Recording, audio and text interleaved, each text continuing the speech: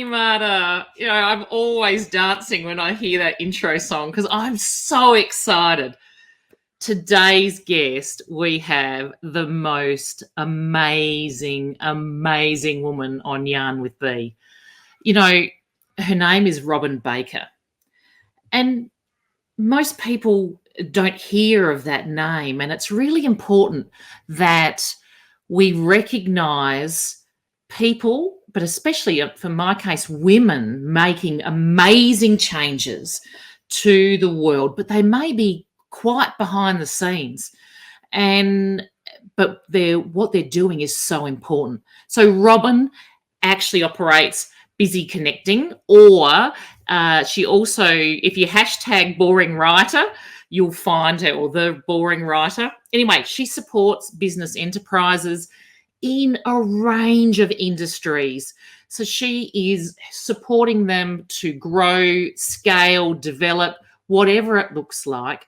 And, when you're in that early stage, you're so often, funding and things like that is so difficult. And so Robyn is that person that is behind the scenes, that is using her 40 years of grant and tender writing expertise to help people in a variety of areas. Now, her passion is delivering services, especially for female-founded businesses, organisations, small businesses, and she advocates for funding for women. She has been an award judge on some pretty prestigious awards. She has, co-authored a book on leadership. She is an expert panel member for the Australian Women in Business School. And you could just talk on and on and on. Won international awards, and she's amazing. And basically, I am honoured to call her my friend and sister, and to have her in my circle because she's just amazing. So I'm going to bring Robyn Baker from Busy Connecting up now. Oh, thank you. Thank you for that. Hello. Thank you, beautiful lady, for that introduction. It's a bit, we could be teary together. I don't think I'm that special, but I do like to champion others who are special. And that's why you're so special. So I want to this is about celebrating women especially, but people living life on their terms. All right? This is what it's all about. And you don't have to be up there in front living life on your terms. It's about being authentic for who you are, and it's about you deciding what that looks like. Yeah. So in your terms, in your words, what does this look like for Robyn? So it's what you say. It's that being authentic. It's that being who I am and not feeling like I need to compete with anybody. I think too many people get wound up in wanting to compete with others that they lose themselves in amongst it all. I hope I never do that or be seen to do that. I do like to be authentic. I think when we connect with people, and I didn't give my business that name. Girlfriends of mine came up with that name because they said they could never catch up with me because I was always busy and I was always connecting people, for the greater good or whatever.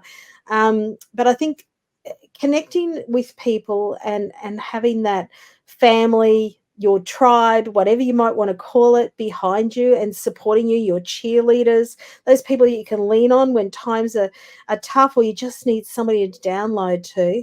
I think you find those people when you're yourself. You don't find those people if you're putting on a mask or pretending to be somebody else. And you authentically then draw those people that I really believe that we're given, the universe somehow is giving us something back, and we just don't realize. And I think when we put ourselves out there a certain way, the universe is going to give us back in return what we're putting out there. And I think when we put out that we're authentic and, we actually genuinely care about people and want to get to know them, then that's what the universe is going to give us. They're going to give us those people that maybe need us, or maybe we need them. Absolutely. And I Yeah. love that authenticity. It is without a doubt who you are. You know, you bring such a joy and as you said, elevating people's voices. Yeah. That's you're amazing at that. You're amazing at elevating your own voice as well, because we all want to hear from you, because what you're doing and what you've achieved is phenomenal. I mean, every touch point that I end up connecting into, there's you behind the scenes. No, do you even sleep? Never know where I'm going to be. It's those Christmas. I don't know.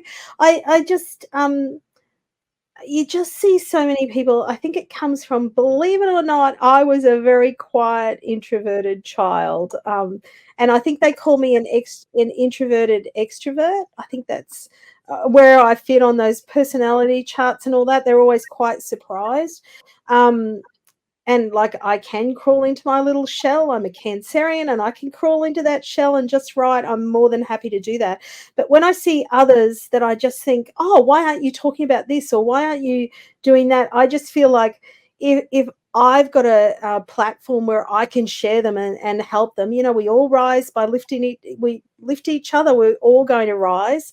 And I really believe that, if I can help him in some small way, or just make that connection, I've made some amazing lifelong friends, who were just that person in the room that didn't speak to anybody. And I've gone over and said, hey, I'm, Robyn, and, who are you and what are you doing? And sometimes they go, are you talking to me? Like, and it might be a room that I didn't know anybody in either. But, like, I find I probably can walk into a room and start conversations with people, and like, I learned those old tricks years ago. If you get people to talk about themselves, they'll want to talk to you for ages, So I hate seeing somebody stand outside of a crowd and not being part of that. So they're the ones I usually sort of seek out, maybe. But then they become really good friends, and you find that they're not so quiet and introverted either. It's just that they're not really good at walking into rooms and talking to people straight up. Yeah. And I'm thinking about one particular person Yeah. who this relates to, and Yeah. you can mention her name if you want to. But it was that particular connection that led to an introduction, Yeah. that then you contributed to this. You co-authored a book. Well, and I became so she's gonna hate me saying this, but I've said it on stage at their Yeah. events and launches that I've launched for them. But this was Sarifa Altona Unis. And Sarifa and her lovely husband Hassan, they have the Author Book Launch Expo and Awards, and now they do Enable as well, enabling business leaders and taking writers and business leaders to that next level on platforms that they share. And yeah, the beautiful Sarifa, she was just very quietly, she clearly felt in I'm going to say it, in a room full of, and I felt out of place too, mind you, white young women dressed in glamorous gowns. She really felt out of it, or just not even glamorous gowns. It wasn't even that day. We met on the business day, but just all looking glamorous and immaculate. Women that are mothers, and here's me, the old lady in the room. I felt totally out of it as well, and because of the way she dresses, and she's used, like, felt out of it, and I could not stand by and just not let her be part of something that looked like it was going to be a bigger, better thing. And I And it has I been. couldn't stand by and just leave her, just stand in the corner, sort of thing. And yeah, she did do that. She went, are you talking to me? And I said, yes, I'm talking to you. She goes, people don't come up to me and talk to me. And I said, well, I'm not people. So, and yeah, we've been great friends ever since. And this is the thing. This is the amazing thing that comes out of these things. You have conversations with people that you might never have met by doing that, and not for the purpose of where's this going to go or business or anything. I wasn't there to do business anyway. I was there because one of my clients dragged me along and said I had to come to this conference, and so that's the reason I was there. So I wasn't there to do business. I was just there to hang out and see what it was all about. And we connected. It's like the universe, I'm sure, told me, you've got to go and speak to that lady, and I just didn't. I just did it, not knowing where that might lead. It's like those sliding door moments. If I'd have never Mhm. had that conversation, never met her, never got to know her. Yeah, who knows? And yes, Hassan, then they were writing the Able Visionary Leaders first book and asked me to write in that anthology. I felt quite humbled to be able to write in that anthology for them, and anything I can do to help them out with their journey, because they're just doing so much and they're change makers. I love connecting with change makers. Mm. Which you yourself are. Yeah, I know. People I know say that. you don't. I know. You Well, just you just spent I don't 5 see minutes myself talking as that. about somebody else. I think I'm a mentor. I see myself as a mentor. I see myself as a motivator, maybe.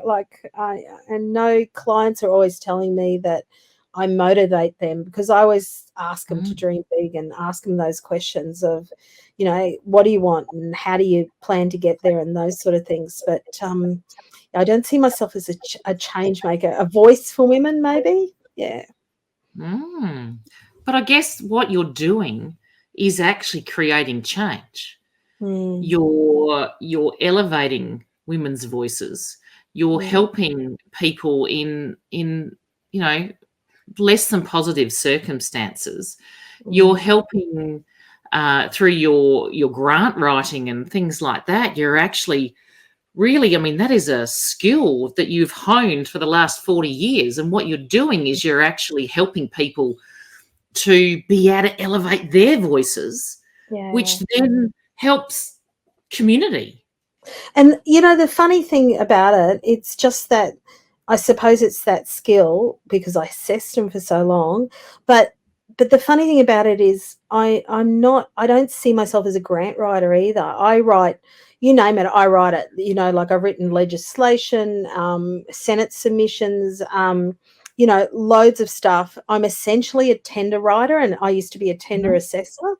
And because of that, I've got those skills that, grants sort of come naturally. And grants aren't, like if you were looking at getting into this, you're not going to trust me. You won't make money out of writing grants. You need other skills. And I never saw myself as, excuse me, as the skill that I should have been following, but Mm. when I stepped out doing work, like stepped out into my own little like sole trader, doing my own thing, because I didn't want to work with the big stuff anymore. I really wanted to work with the little guys. And here's the thing, here's those things where if I hadn't gone with that particular client down to that particular thing, which was the Osmum conference, if I hadn't gone down to that with her and then listened to so many women in that room telling me how they were drawing down on their mortgages or borrowing money to put into their businesses to work within their business and help their business grow. And nobody, it's really funny, like that's, I suppose that's a gift to give it, a gift of COVID, if anything. Everyone knows what a grant is now, but nobody knew what I was talking about. Mm. Nobody in that room knew what a grant was and what difference that could make to their business. And essentially, they didn't have to use their own money. And I think that lightning bolt sort of hit me, and I was like, oh my gosh, this is what I should be doing. I should be voicing and telling everybody that this is what you need to apply for, because those in the know knew about it and had done it for years, and applied, and that's how they use things and funding. And talking to these ladies about different things, and they're going, oh, I was part of this, and they'd show me photographs, and I go, that was funded by a grant. And they go, how could you tell? And I could just look at it and see, around what they had in the background and the signage and that it was funded by a grant. And I said, these are the sort of things that can be funded. They're like, what else can be funded? So I didn't go down there at all to do business. I went down there to just actually take a break from what I was doing. And I think taking that break and saying yes to that client and going with her, I don't think she was going to take no for an answer anyway. But doing that actually made me stop and think, this is what I should be doing. Like, I should be focusing on letting everybody know what there is, what's available, how they can access it, and that there's something out there pretty much for everybody. And it's and you're I'm thinking about your Facebook group, Busy Connecting. And I keep in my head, because you've got that B, I keep getting in my head confused, Busy Bee. So I have to really think to say Busy Connecting. That's all right. Busy Bee comes to my head all the time. Anyway, please, anybody listening, it's Busy Connecting, not Busy Bee. That's all right. That's all right. The boring writer, you'll find me.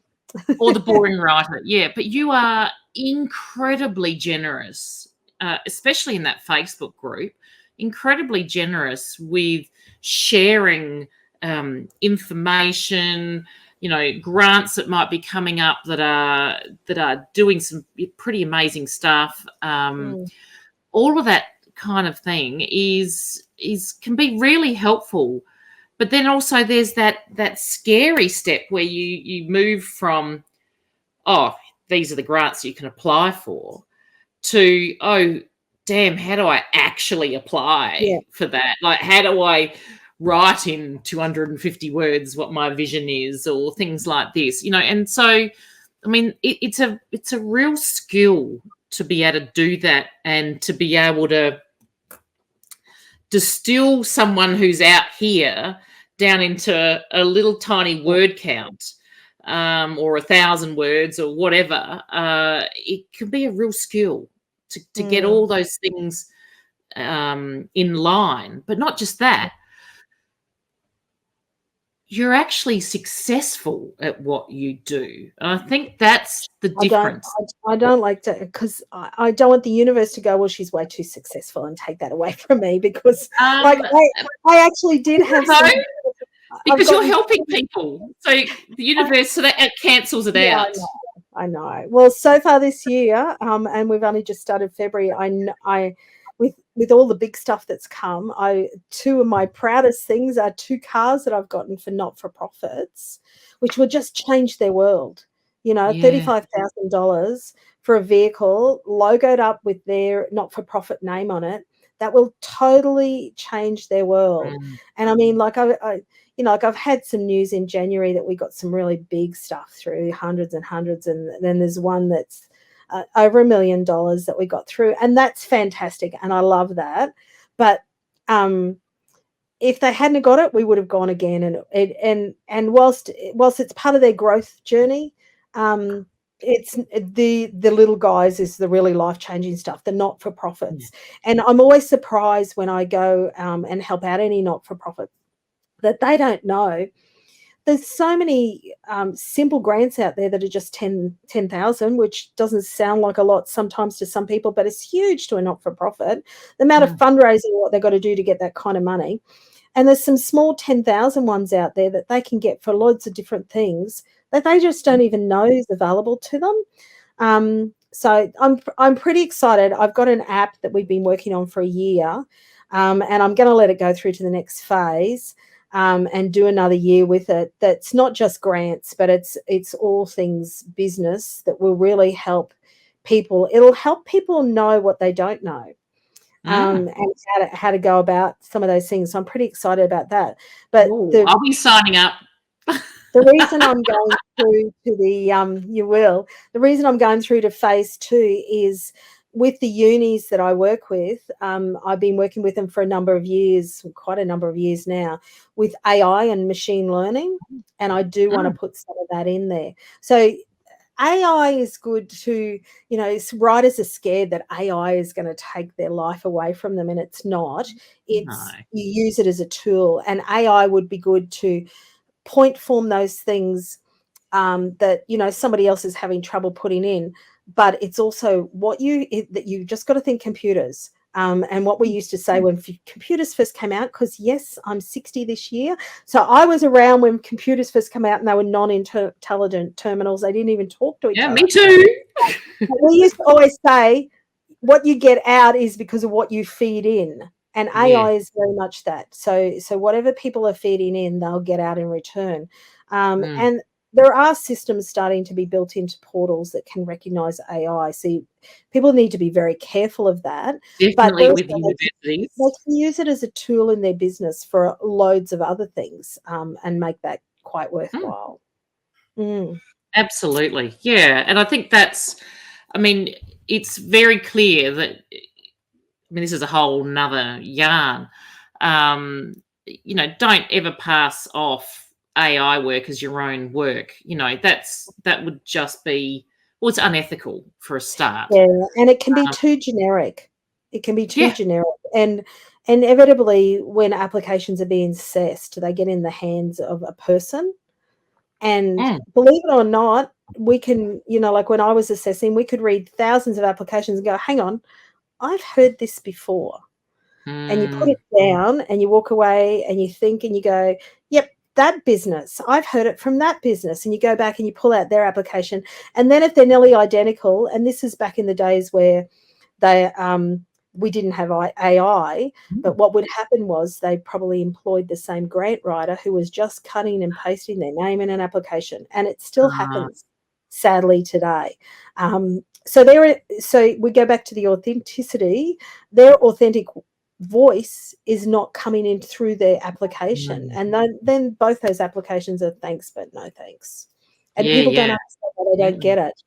Um, and sometimes it could just, I say to them, pick up the phone and ring and find out why you didn't get it, because you might get that little bit more information that might help them the next time around. Absolutely. Now, so you've international speaker. Hmm. Yep. Yep. Leadership, governance, connection, and impact. We've already said that you're a published author or co-author. You're an award winner. Yeah, well, so the funny thing with the award is I've never gone into awards.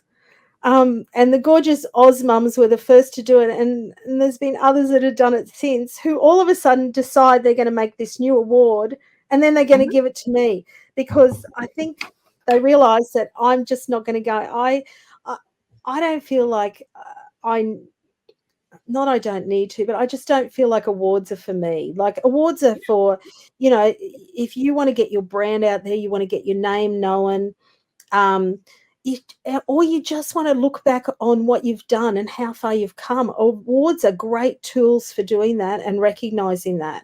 And I always think anybody who's going for an award, they're trying to take their business to the next level. And I'm not that person that needs to, well, I'm not that person that wants to do that either, you know. And I think as I've got older, I've become more like that. And it's like, well, if you're not going to go for an award, then we're going to give you an award. And I love that because what they've done is they've recognised that Yeah, it's very who you sweet. are in your I work. cried and I ugly cried and cried and cried when I got it from Ozmum, and thank goodness, thank goodness. So here's the thing, and at the time I thought, thank goodness this is online. They'll probably cut some of that, and ugly cried like crazy because I was just taken back because it was just sprung on me at the last moment. But then Yeah. what they did was, and I thought it was great because it was online, and that was the end of it. And then we go to an Ozmum event, an awards event, and they do it all over again to me. So I've had this photo holding this award where I am looking, yeah, like I'm ugly crying. Because it was, not only was it unexpected once, but it was unexpected twice. But you know what? So That's the beautiful thing about this. And, I love how you just give and give and give. I think we mentioned that you're an award judge in some yeah, pretty I love prestigious that. awards. I love doing the awards judging. And I sort of think awards aren't for me, but people need awards. and they need awards to grow their businesses and like, you know, all those things, get their name out of there. And sometimes those I love handing out the awards. That's the fun part. I do love that. You love seeing everyone ugly cry. Who can't be happy when somebody gives you an award, and who can't be happy when you're giving out an award? But the other thing too is a lot of people who enter awards, somebody else might have nominated them, and it's just that push sometimes that they need to say, yeah, you are doing a good job, and somebody's nominated you, and somebody's recognized that you. So you've got to run with that, and you've got to go, I need to enter this to actually thank them for giving me that nomination and recognizing me. But also then it gives them a point to reflect back on how far they've come to get to that point. And then sometimes they'll never go for an award again. Sometimes they just decide, you know, that's wonderful and they've got it. And other times it's the kick along that they need to go, you know what? I do need to be recognised, and what I've done needs to be recognised. And I can thank all the people who have brought me to that stage. And I'll enter other awards. So sometimes they'll go on then and they'll enter. And I love as a judge, do you know, like I just love that process. And I love how, and I'll go back to Osmum, but even the Able Awards one is one, and the Stevie Awards, you can watch how far people have come. So there's ladies that have come through Osmum that I've judged right at the very beginning and gone, wow, I just know that they've got that potential to go somewhere. So they feel like they're, in a way, you feel like a mother and you feel like they're your babies, because you watch them and you do watch them grow, you know, and then you watch them go to the, you know, like they win one award and it mightn't be the top one, it mightn't be the gold, or they might have just nominated. And, you know, not everyone can win. And it's who you're up against on the day too. But, and they might have won, you know, the third place, and then you watch them and they go along and they win the silver and they win the gold, and it's like, and then they're winning loads of golds and they're carrying them out like handfuls of them. And it's like, I just love it because you can see certain things in them, and they all have those things in common when they're very new and very fresh, and, you know, they might have been startup or you're 2 to 3 years in business. You can see those things that you just know, no matter what they're dealt and their passion for what they're doing, that will really take them far. Yeah, Absolutely. I love the judging. And as an award winner, I think you actually handed me one of my gold I think awards. I did. And I ugly cried. Yeah, and you don't know the person you're handing it to, but all of a sudden you're their best friend. Like they're like, oh, you know, like, but I love it because when you judge them, you just know that they've got that something. And I think you get more skilled at responding and communicating succinctly what it is that you're doing and thinking and things like that. Yeah, and that process can take you. That's a bit of a journey, and it's like writing a book. It's a bit of a journey that can take you through that journey. That you do get better at it. You know, some of them employ award writers, and there's nothing wrong with that. Just so long as they're aligned with writing for that person, you know, I have no problems with that. But they do get better. But it's that reflection. I think in business, sometimes you just got to stop. And not just in business, but in life sometimes. I think you've got to stop and go, you know, where am I going? There's loads of bright, shiny things to do and to be part of. But is that my life? Like in business, we go, is that your mission and value? And in life, I think we really should look at those things and go, is that my mission? Is that my value in life? Does that align with what I want to do? And then maybe I should get that book out with those, you know, 50 ways to say no nicely that I was given a long time ago. My gosh, that leads me into my next question. So before we started yarning, we had a yarn, as you do. And you mentioned that 2023 was your year of saying yes. Mm-hmm. Yeah, let's talk about that. 2024, how are you balancing it? Balancing. think I'm still saying yes from last year. So 2023 was definitely my year of saying yes. I think after we'd all, and we all went through the same thing. We all went through the, oh my gosh, what's happening? Our lives changed. Our goals and focuses and how we lived our lives changed. And then we could all get back on planes. And I was like, oh, I'm not going to say no. 2023 will be my year to say yes. And if there's any opportunities to go anywhere, I'm going to, no matter what the cost, how I've got to make it happen, I'm just going to make it happen and do it. So, and it's not just opportunity, but I think it's your life's enrichment. I feel very enriched by all the things I did last year. Some of them weren't so great. Some of them weren't like the castle that we went to and fabulous. Everything was fabulous and great, but I said yes. I showed up. I gave it my all. And those things will be what they'll be. But just that enrichment that you get, life learnings that you get.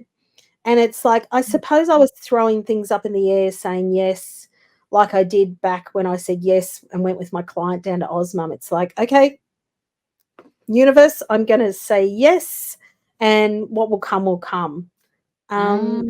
Yeah, so this year's probably going to be a little bit more about me, which is, it feels scary.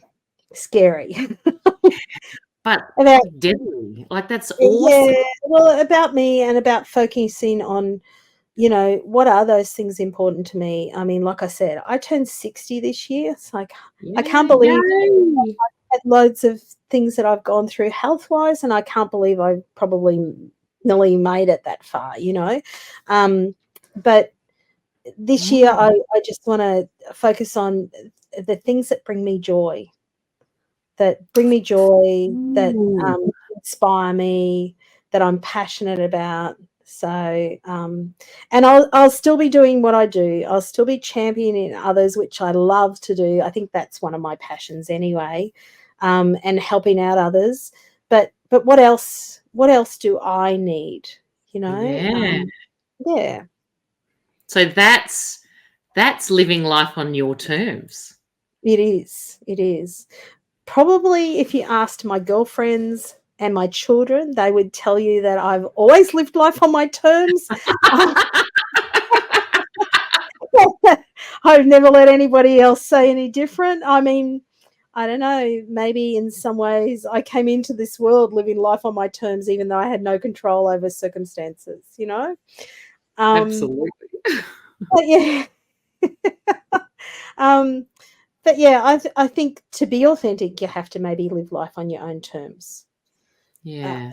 What's the point of living somebody else's life?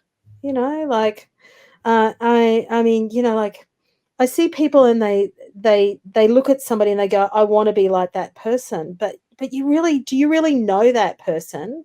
You know, just be you, and maybe get that person as a mentor, or maybe chat to that person and find out, something about them and what it is like, not only do that, but tell that person that you admire them, because they don't know that. They really don't know that. And if you tell that person, like, I know I've said that to people that I've admired that aren't a name that anybody would know. And I've said to them, look, I really admire you and I really love how you do whatever. And it's just like, not only does it fill their heart with joy, but it does fill your heart with joy to tell them that, Absolutely. Yeah. Because of what you're doing is you're recognizing someone's impact. Yeah. I think we're always too quick to say bad things. Yes. And we're, like, we're always too quick to maybe point the finger or say bad things or think bad things.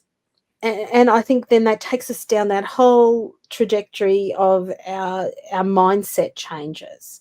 And I think if you can be proud of somebody that you admire and say to them, look, I really admire this, and I just can't imagine, blah, blah, blah. And, and then they actually give you more about their story. Some of the books that I judged last year for the Able Awards, it was just some amazing motivational stories. And when we were judging them, we sort of asked them, and we were allowed to ask them whatever we liked, so it was great. So I asked them those sort of things, and after reading their books, I could give them, at least one thing that I loved about their book. And then they went further and deeper, and it's like, you've got a whole second book in you. You don't realize that you've just shared with me, like it's like seeing that movie that ends and you go, I really want more. Yeah, that's deadly. Mm, Now I'm mm. just noticing, I think underneath here on this moving banner, it's got your details. At the moment, it's just saying following That's all. me, Follow but you. Yeah. there will be, yes, there'll be a thing coming up with all your details, and I absolutely encourage everybody to go and check out. There we go. Boom! Look at that, just like Magic. that. Magic. That's that team. Love the team. Love it. So yeah, so there it is. So make sure you follow Robyn. Yeah.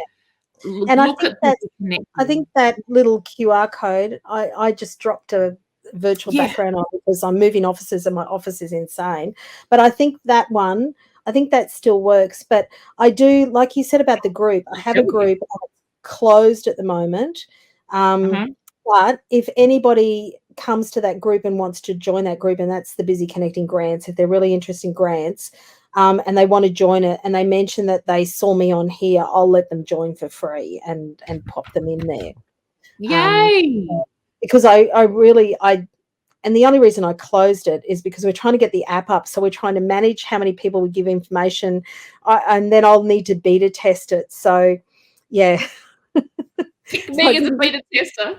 we didn't know what stage everybody would be at. So this would keep everybody at that same stage that I know Yeah, what information they've been given, to take it to that next level. Yeah, for that, and deadly. that's just for the grants part. Yeah, Yeah, but yeah. So yeah, I've got a question.